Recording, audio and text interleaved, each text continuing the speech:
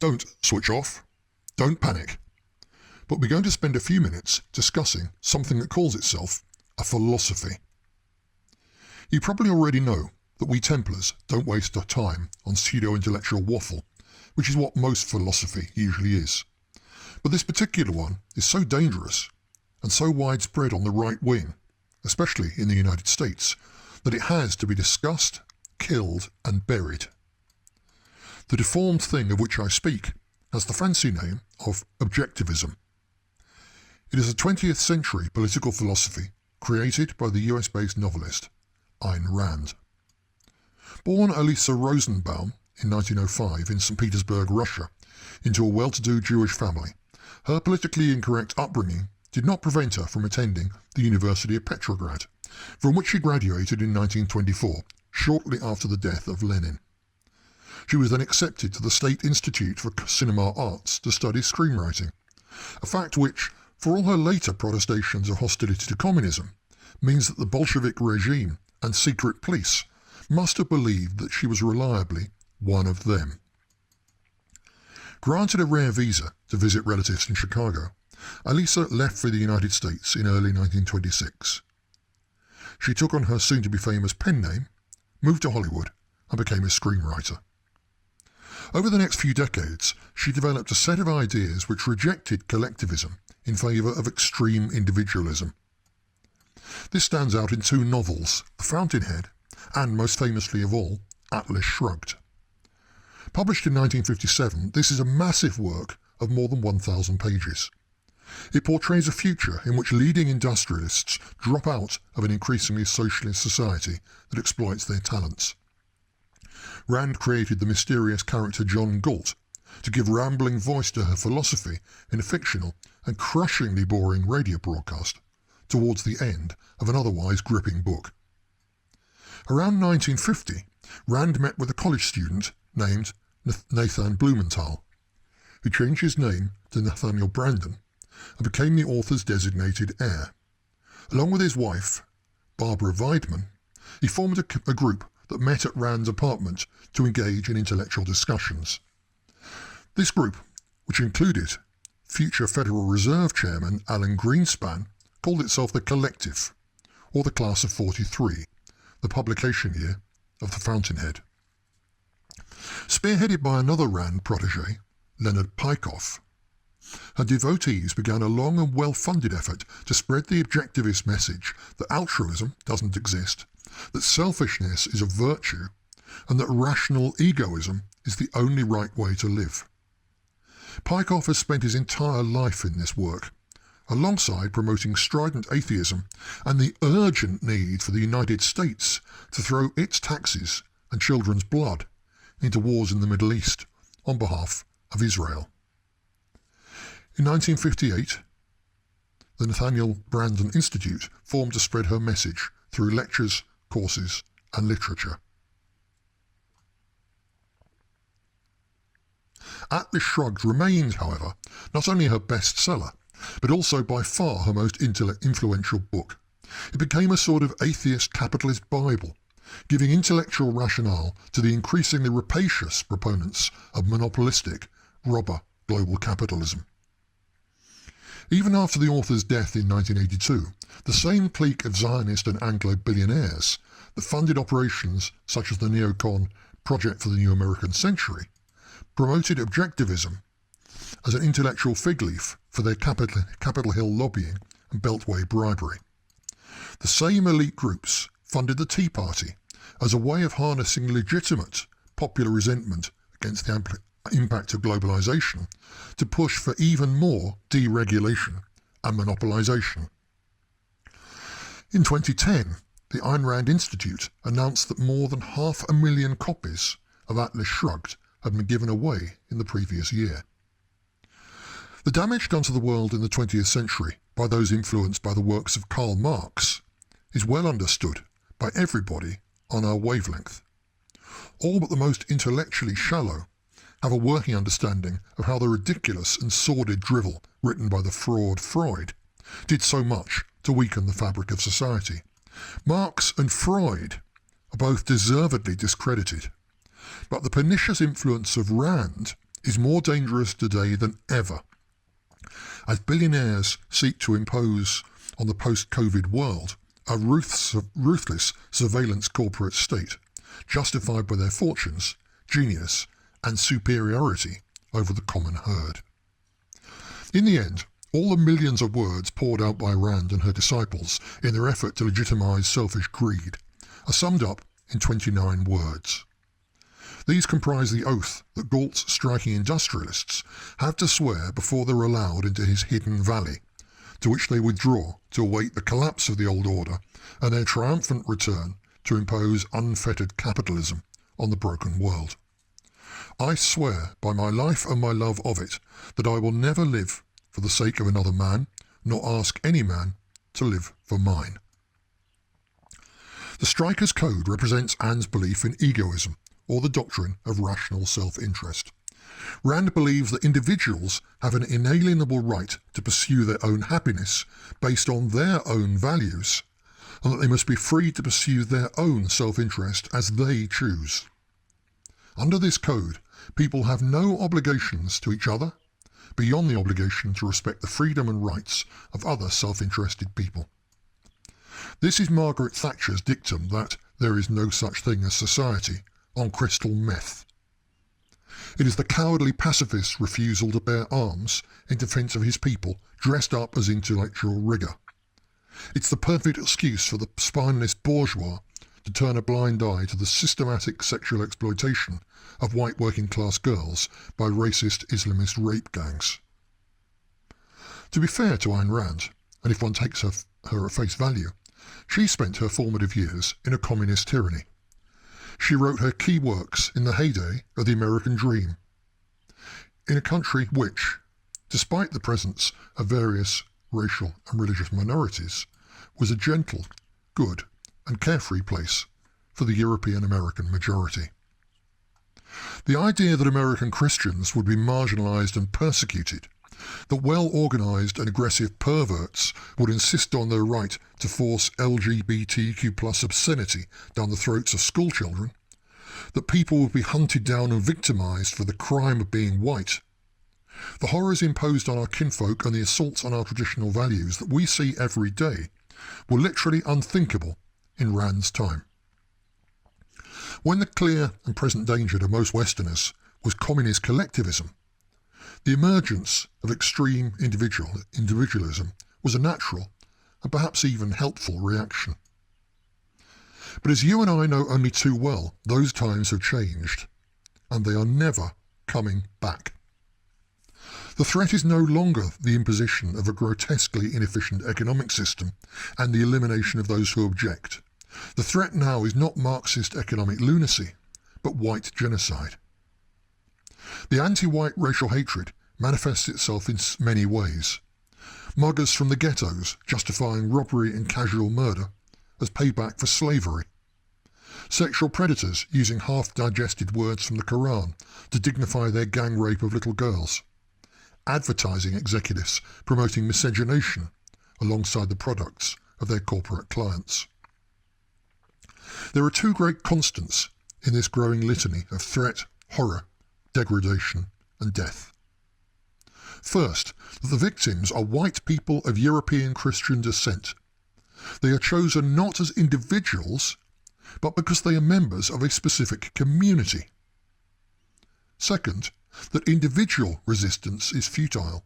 The only way to withstand collective racial and cultural assault is for the victims to organise to resist together in collectives of our own. When all the fancy words of right-wing intellectuals are stripped away, nationalism is about the tribe, our tribe. In a world at present increasingly dominated by other tribes, many of whose members hate us and want to see, if not actively help to put, an end to us. Rand's lone individual may cut a heroic and victorious figure in the ripping good yarn that is Atlas Shrugged. But put Hank Rearden on the streets of Detroit today, and he won't reopen a steelworks single-handed. He'll be stabbed to death for his wristwatch. Let 16-year-old Dagny Taggart out of her expensive private school to have a summer job as the night operator at a train station, and they will be running a train on her, while the police look away for fear of being accused of racism. In real life, she'd be more likely to end up in a kebab than to build the John Galt line.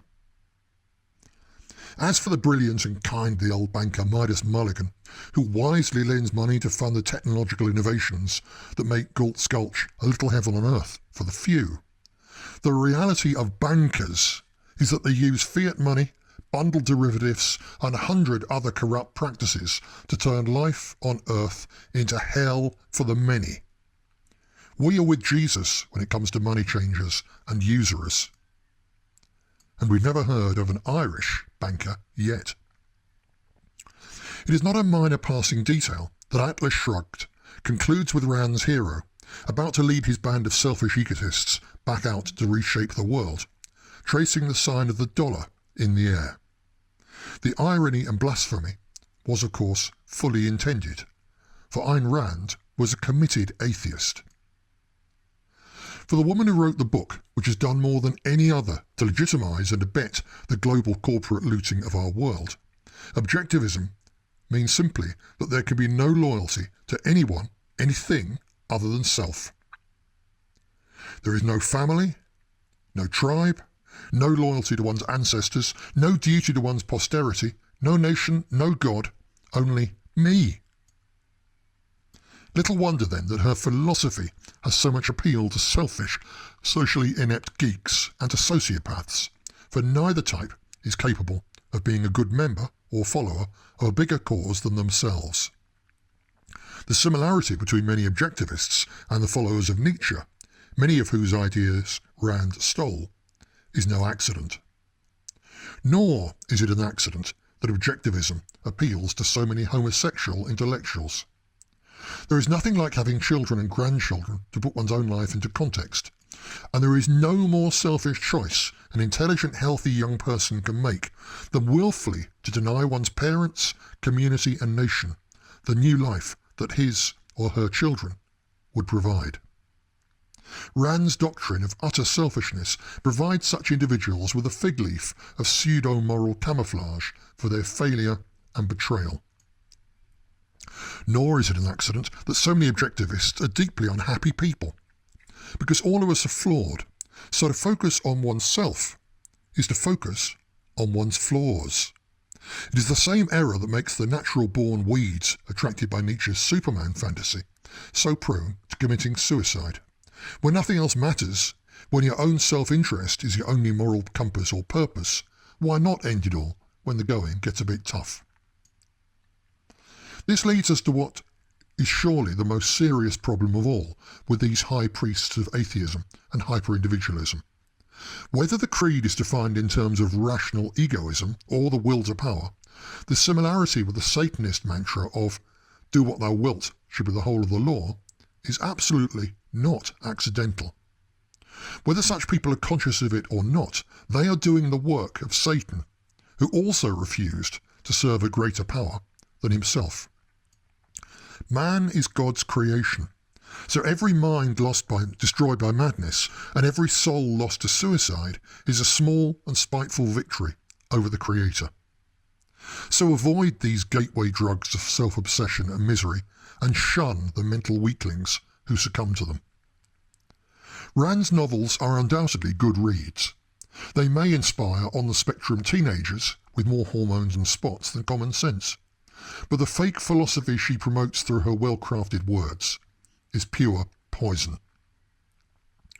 It is no surprise, therefore, that those who have found its justification for unrestricted greed useful continue to promote it, and no wonder that objectivism is still leading people astray. There is a great irony in this, for Rand consciously studied and wrote about highly successful individuals. She aimed to write for them, and some of the most materially successful people on the planet have since poured money into pushing her works. Yet many of the people who find objectivism most appealing are in fact the most wretched and unsuccessful failures you could ever wish not to meet.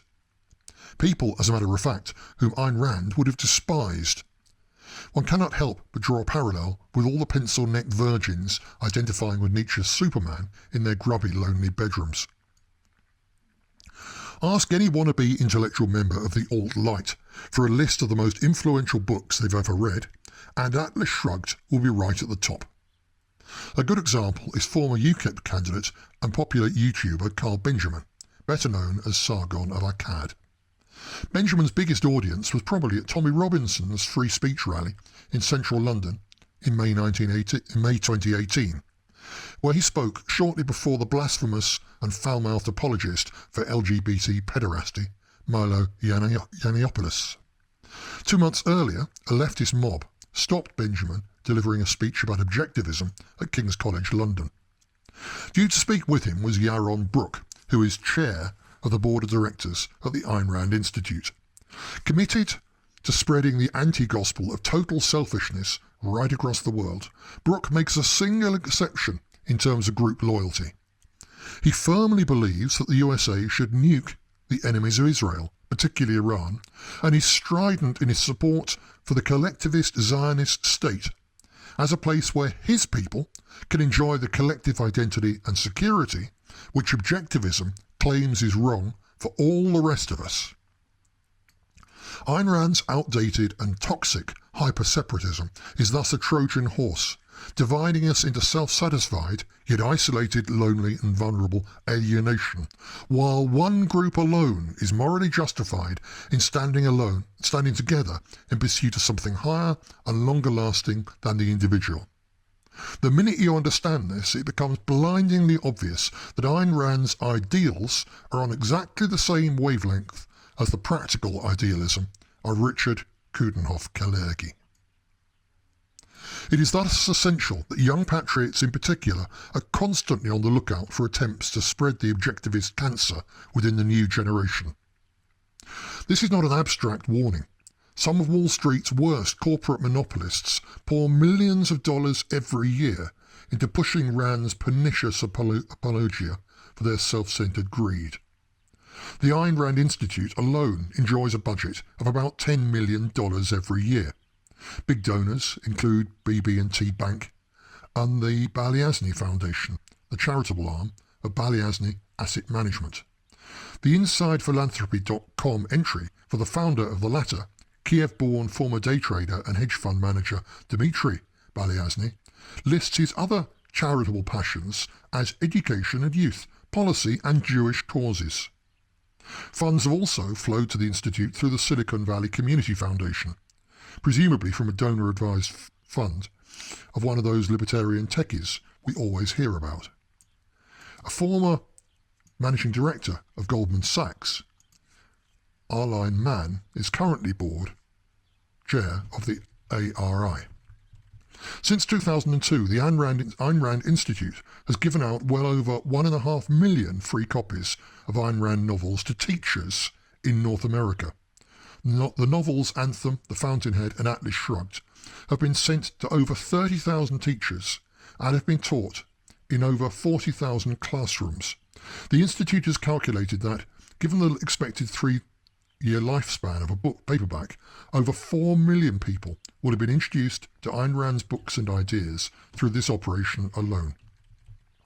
Also promoting Rand's ideas is the Atlas Society. This think tank, publisher and conference host targets young people and the broader libertarian world. Its current CEO, Jennifer Grossman, served as Director of Education at the Cato Institute, and the organisation's board of advisors include people from the Reason Foundation, the Atlas Network and Students for Liberty. Young people in Great Britain are also in the objectivist sites. The UK Ayn Rand Centre was launched by Razi Ginsburg at about the same time that the UK Department of Education added some of Ayn Rand's works to the curriculum for A-level politics, which is taught in secondary schools and sixth form colleges. Also doing their bit to spread Rand's ideas in Britain are the Objectivist Venture Fund and the Adam Smith Institute. Calling themselves an action tank, they promote unfettered monopoly capitalism in the UK and around the world. The Ayn Rand Lecture is their major event of the year. Her influence is also filtered through all sorts of stateside think tanks and foundations into the British Conservative Party. and think tanks such as the Henry Jackson Society and Policy Exchange. A bit of research will confirm that non-Anglo nations, even those as culturally far afield as South Korea and Japan, are being subverted in the same way. Thus, subjectivism is not an abstract intellectual problem. It provides the moral justification and much of the mental energy for the state-sanctioned corporate looting of our entire world. For all their best efforts, however, the objectivists do have a major problem, particularly given their common parallel enthusiasm for Zionism. This is that a significant number of young enthusiasts quite rapidly move on from Atlas Shrugged to self-radicalise online. Contact with the reality of anti-white discrimination and racism can easily lead to disenchantment with the objectivist claim that everything is about the desires of the lone individual. Thus, knowing the truth about Ayn Rand and the sinister forces behind her continued influence is not only a matter of self-defence against a well-presented but poisonous materialist ideology, it also opens up the possibility of red-pilling and winning over some of her former admirers. If you can use this knowledge to win over, or even just to speed up the awakening of just one misled teenager, this study will have been well worthwhile. But do not expect to be successful every time. Ayn Rand's legitimisation of extreme selfishness has a natural and often irresistible appeal to, not surprisingly, the extremely selfish. And since selfishness and its very closely related cousin, cowardice, are very common vices, you will naturally come across some individuals who simply cannot deal with and control these character flaws.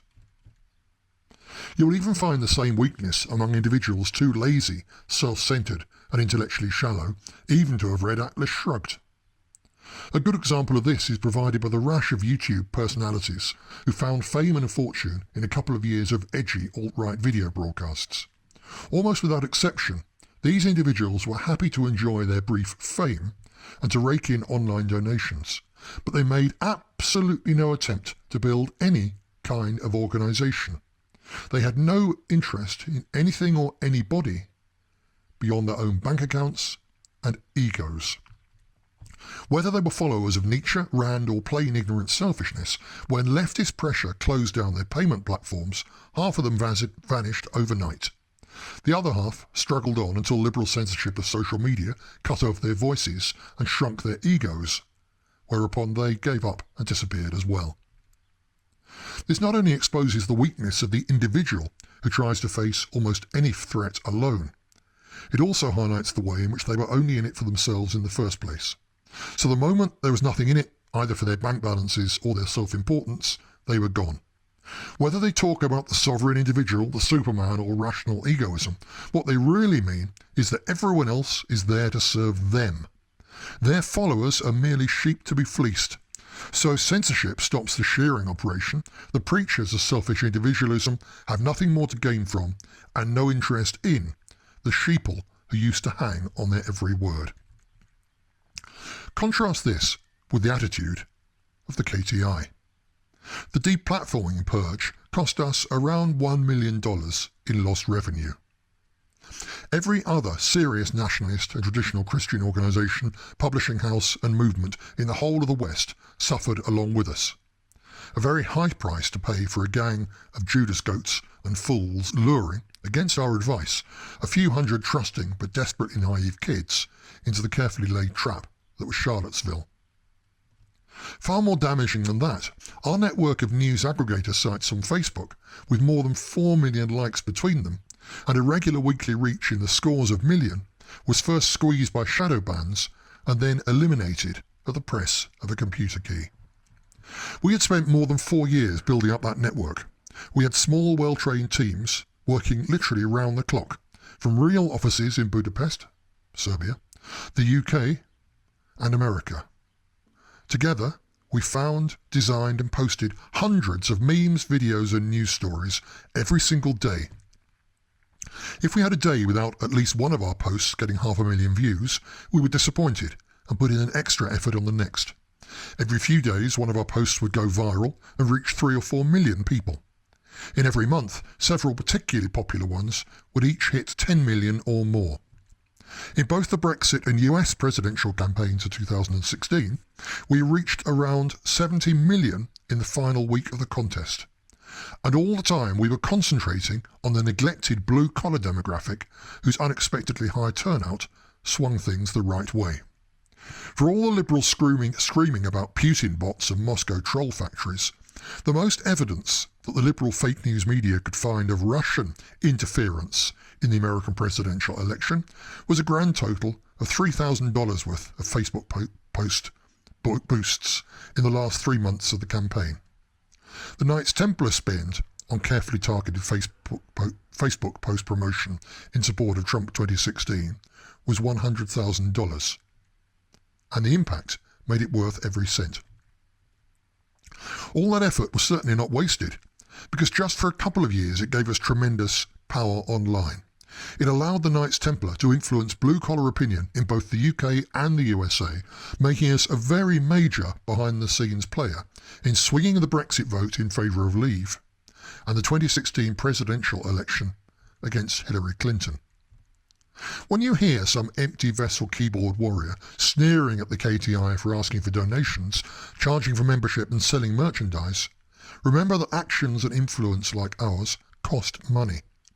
If anyone who claims to be working for political or cultural change tells you that they do not really need to ask people for money, you can be sure that they are either do-nothing fakes or are being funded by an undeclared source as part of a hidden agenda.